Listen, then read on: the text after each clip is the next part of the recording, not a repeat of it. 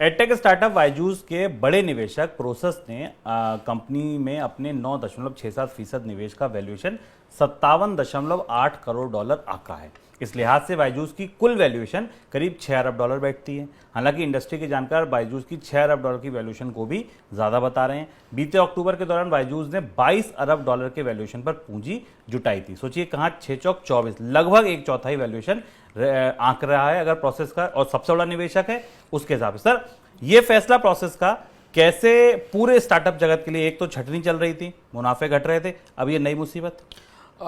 बड़े निवेशक भारत के स्टार्टअप्स के वैल्यूएशन पर गहरे सवाल उठा रहे हैं। प्रोसेस का ये फैसला ये बताता है कि दो तरह से इसको हम समझ सकते हैं। पहला तो ये कि एडटेक सेक्टर और फिनटेक सेक्टर जो पिछले 2 साल की सबसे बड़ी कहानियां थी और बायजूस जिसको लीड कर रही थी, उसके वैल्यूएशन में इतनी तेज गिरावट आई, जैसा आपको बताया शुभम ने कि $22 बिलियन से $6 बिलियन के आसपास आ गया। और ये वैल्यूएशन जब सबसे बड़े निवेशक मान रहे हैं तो इसका मतलब ये है कि इसका सीधा असर बाकी भी अन्य एजुकेशन टेक्नोलॉजी या ऑनलाइन एजुकेशन देने वाली कंपनियों पर पड़ेगा। और जब भारत की सबसे बड़ी या फ्लैग बेरर कंपनी का वैल्यूएशन इतना कम हो सकता है तो आप कल्पना कर सकते हैं कि बाकी कंपनियों के वैल्यूएशन की स्थिति क्या होगी।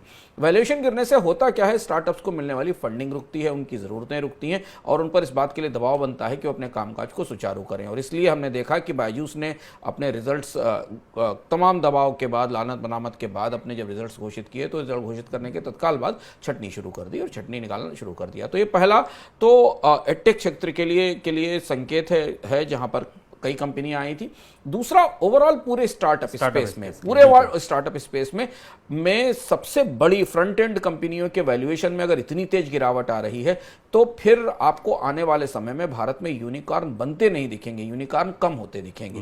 क्योंकि अब अगले 6 महीने में भारत में आपको लगातार उन खबरों से जूझना पड़ेगा जहां यूनिकॉर्न बन नहीं रहे थे, बल्कि कई सारे स्टार्टअप यूनिकॉर्न का स्टेटस खो देंगे और ये परिस्थिति उस तरफ इशारा करती है।